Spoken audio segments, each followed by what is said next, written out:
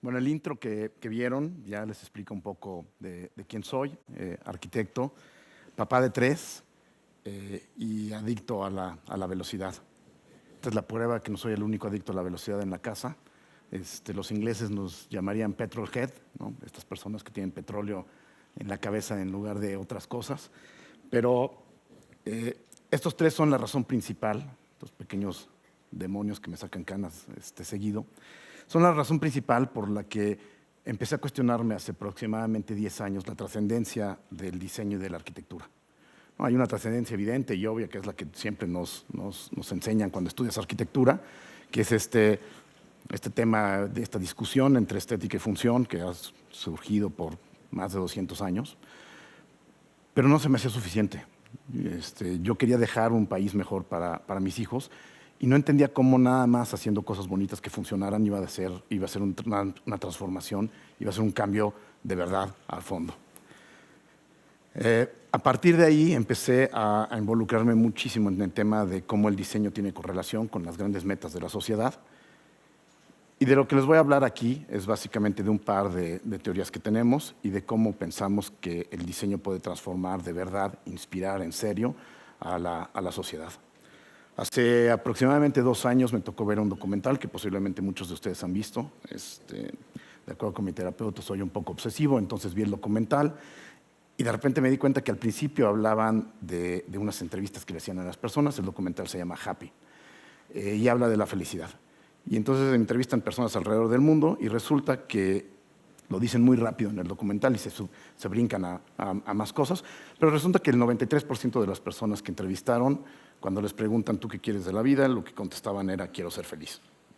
Y había un par de otros cuates que estaban medio perdidos, un güey quería dinero y otro que yo no sé qué otra cosa, pero en el fondo lo que realmente querían, todos prácticamente, era ser felices.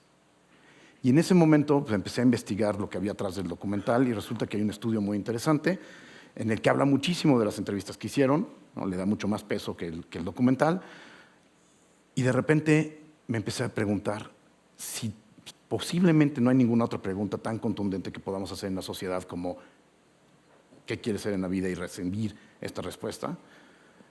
¿Por qué no hemos hecho nada? ¿Por qué el sistema educativo no está diseñado alrededor de hacer gente feliz? ¿No? Lo que normalmente hace la mayoría de los sistemas educativos es alejarte de ser feliz. El sistema económico que tenemos en cualquiera de los sistemas económicos, ¿por qué ninguno, con excepción de un reino cerca de India, por qué ninguno está cuestionándose cómo te ayuda el sistema económico a ser feliz? ¿Y por qué no hemos hecho absolutamente nada para esta gran pregunta que yo creo que no hay ninguna otra que sea tan contundente? Creo que el grave problema es que como seres humanos y como sociedad somos especialmente buenos respondiendo preguntas. ¿Y cuántas veces nos ha pasado que todavía no nos dicen la pregunta y ya tienes la respuesta? Bueno, como sociedad así somos. Y somos muy buenos respondiendo preguntas y somos muy malos haciendo las preguntas. Y creo que hemos estado haciendo las preguntas equivocadas. Adicionalmente a esto, por mucho tiempo, prácticamente todas las sociedades tuvieron una expectativa de vida muy similar a la que tienen estos niños en Sierra Leona. Y estos niños en Sierra Leona tienen una expectativa de vida de 40 años. O sea, en 40 años no te da mucho tiempo de pensar en cosas trascendentes y andar filosofando. La mayoría de la gente lo que tiene que hacer es conseguirse una novia, tener hijos, hacer lo que puedas para educar a tus hijos un poco y morirte. Cuando el mundo en general, pues básicamente lo que podía hacer era tener hijos y morirse, pues la pregunta trascendente de a qué vine este mundo y cómo puedo ser feliz, etcétera, pues se vuelve una pregunta secundaria en muchas ocasiones. Hay una definición, y les voy a hablar de 2 definiciones que creo que le traen mucha luz sobre lo que estamos trabajando. 2 definiciones de felicidad, porque posiblemente el primer reto es decir, bueno, sí, pero ¿qué quiere decir felicidad? ¿No? La primera definición de felicidad es de un catalán, un filósofo catalán, Eduardo Punset, y básicamente lo que dice Eduardo es que la felicidad es la ausencia de miedo. Y en la primera parte de lo que quiero explicarles es por qué es tan trascendente que para ser feliz necesites esta ausencia de miedo. Ya Alejandro habló hace unos momentos de la sociedad en la que vivimos, ¿no? Este concepto de VUCA, en el que lo único constante es el cambio. Hemos generado una serie de tecnologías que lo que ha hecho es una sociedad que la única constante que vas a encontrar es el cambio. Y aquí es donde siempre es conveniente tener unas cebras a la mano. Hay un libro interesante que se llama ¿Por qué las cebras no tienen úlcera? Y básicamente habla de la diferencia en el córtex prefrontal del ser humano contra el resto de los animales. Y básicamente, si ustedes fueran una cebra y estuvieran en esta plática TED, salen allá afuera, se encuentran un león, pues lo más seguro es que en 10 minutos, si logran sobrevivir y por alguna razón se le escaparon al león, en 10 minutos van a estar pastando como si nada. Como no son cebras, si salen de aquí y se encuentran un león, no van a volver a ir a una conferencia TED en su vida. No van a volver a salir de este auditorio tranquilos. La siguiente vez que por alguna extraña razón vengan a este auditorio, se van a estar asomando por la ventana a ver si no viene el león. Y el resto de su vida van a tener esa imagen del león cada vez que tienes una situación similar a esto. Lo que hace esta parte que no tienen el resto de los animales que tenemos en el córtex es que es un simulador de experiencias, que tiene dos características. Primero, es muy exagerado, ¿no? Lo más seguro es que si te encuentras un león hoy, en la siguiente conferencia TED que vengas, no va a estar el león ahí. Alguien habrá hecho algo para llevarse el león. Pero de todas maneras, esta parte del cerebro es sumamente exagerada. Entonces, lo que va a hacer es que va a exagerar la experiencia. Y la segunda es que el cuerpo no tiene esta capacidad de distinguir si lo que sucedió fue imaginado o realidad.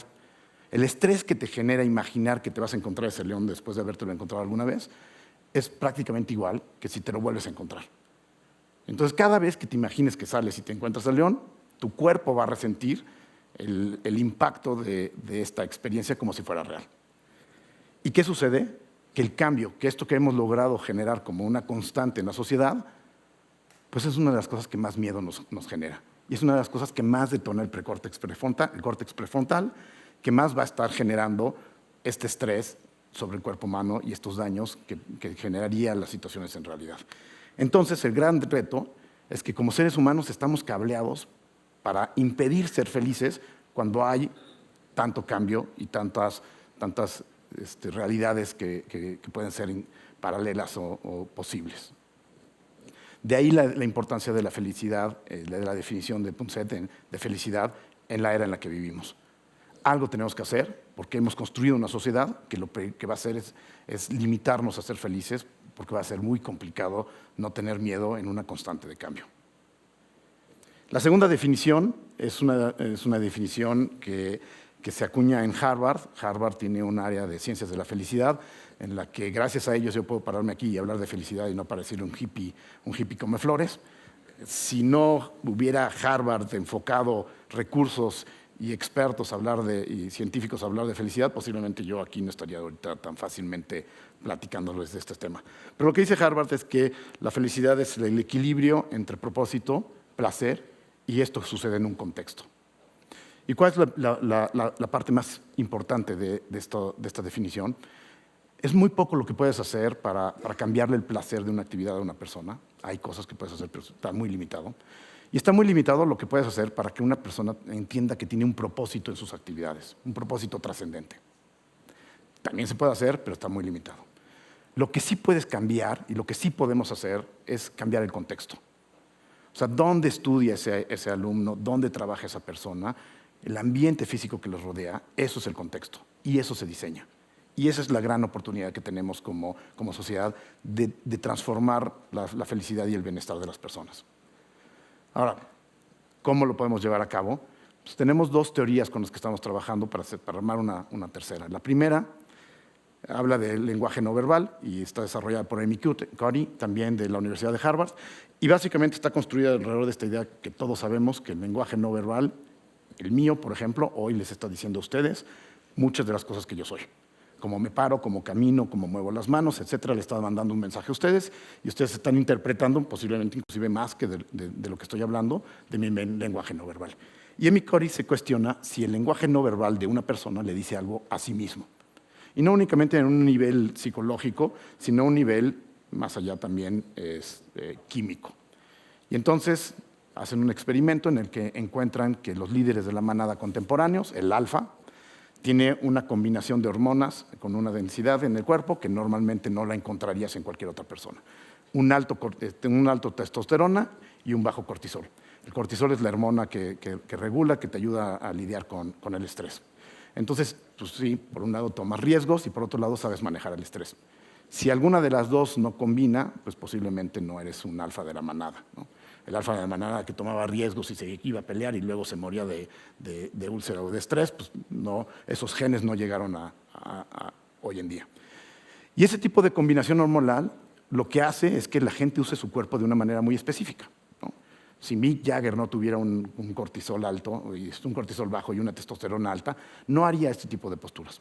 Son posturas que ves en la naturaleza, entonces no es muy distinto lo que sucede en el ser humano con la naturaleza y hasta en el fútbol. ¿Qué es lo que hacen en Harvard? Empezaron a medir las consecuencias de cambiarle la postura a una persona. Entonces agarran grupos en los que, sin saber cuáles son sus combinaciones hormonales, los obligan a tener lo que le llaman posturas de poder y posturas de poco poder, ¿no? Y literal, la postura de poder es la Mujer Maravilla, ¿no? Como veíamos ahorita, Jagger extendiendo los brazos, etc. Después de ponerlos así 20 minutos, les medían la testosterona, por ejemplo. Cuando tienes una postura de poder, 20 minutos después, tu testosterona se incrementa 20%. Y cuando tienes una postura de poco poder, tu testosterona se reduce 10%. Esto para mí es impresionante porque no le cambias el insumo al cuerpo. Lo único que haces es que lo cambias la postura. Y Amy Cuddy no llega a una conclusión, pero mi conclusión es que el cuerpo quiere estar en equilibrio. Entonces usas el cuerpo de una manera que responde a tu química. Si cambias el uso del cuerpo, terminas cambiando la química. Lo mismo sucede con cortisol. Y un poco la conclusión es que nuestro cuerpo puede cambiar nuestra mente cambia nuestra química puede cambiar nuestro comportamiento y nuestro comportamiento puede cambiar nuestros resultados. En paralelo, en la Universidad de Delft, con quienes estamos empezando una colaboración, surge una teoría que se llama granularidad emocional. Y para explicarla muy rápido, es lo mismo que si cataras vino. Hay unas personas que nunca han catado vino, catan vino y te pueden decir, no, hombre, esto sabe a mantequilla y tiene clavo y un toque de frutos frescos. Y habrá quien lo pruebe y diga, pues esto sabe a vino y huele a vino. Esa diferencia sucede también en las emociones. Hay personas que no te pueden parafrasear lo que sienten y hay personas que se pueden ir a una profundidad de layers emocionales. A través de estudiar a las personas que tienen esta profundidad de layers emocionales, la Universidad de Delft llega a la conclusión de que hay alrededor de 60 emociones principales, de las cuales hay más o menos 25 o 30 que son emociones positivas. Y ahora, ¿cuál es lo que sigue? Juntar estas dos teorías. Entonces, si identificamos cómo las personas que tienen estas emociones positivas utilizan su cuerpo en el espacio, podríamos empezar a diseñar lo que le quiero llamar ergonometría emocional.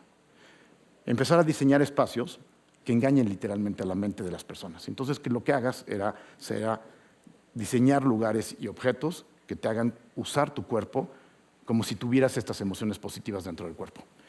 ¿Y qué es lo que va a terminar sucediendo? Es que el cuerpo no le va a hacer sentido si estás un poco triste, que estés utilizando el cuerpo como si no estuvieras triste. Si no puedes modificar el uso del cuerpo, que es lo primero que haría el ser humano para equilibrar, lo que vas a terminar haciendo es modificar la química. Después de Freud se hicieron varios estudios con gente en depresión y cuando ponías a alguien que no estaba deprimido y le hacías levantarse a las 3 de la mañana, tener ansiedad y tener una serie de características físicas que tenía la persona que sí estaba deprimida, terminaba teniendo los mismos componentes químicos, el no deprimido contra el deprimido. Lo que pasa es que, ya lo platicamos en varias ocasiones, no hay esta mezcla de disciplinas en las que lo que está haciendo la gente los científicos venga y permee en el mundo de diseño, que al final del día somos los que estamos construyendo todo lo que nos rodea. Entonces nuestra propuesta es, el diseño debería de replantearse a no ser únicamente sobre objetos y espacios, sino entender que el diseño y todo lo que nos rodea es una intervención que tenemos como sociedad sobre el marco cognitivo que después al final nos va a terminar ayudando a entender quiénes somos nosotros y quién es la sociedad en la que estamos y salir a rediseñar el mundo que nos rodea. Y literalmente es como la mano de Escher dibujando la mano de Escher. diseñamos un mundo el cual va a estructurar nuestro marco cognitivo, con el cual vamos a filtrar nuestra realidad y después vamos a volver a salir a construir esta otra realidad. Si no entendemos que el diseño es una manera de intervenir de manera positiva en este feedback loop, como le llaman los americanos, pues vamos a estar encadenados a estar repitiendo lo mismo y seguir otros 200 años haciendo escuelas iguales que las que hemos hecho o áreas de trabajo iguales que las que hemos hecho, etc. Nuestro cuerpo puede cambiar nuestra mente puede cambiar nuestro comportamiento puede cambiar nuestros resultados y el diseño cambia nuestro cuerpo. Creo que es momento de empezar a hacer las preguntas adecuadas y una de las fundamentales es qué estamos haciendo cada uno de nosotros para ayudarle a esta sociedad a ser una sociedad con mejor bienestar y más felices. Gracias.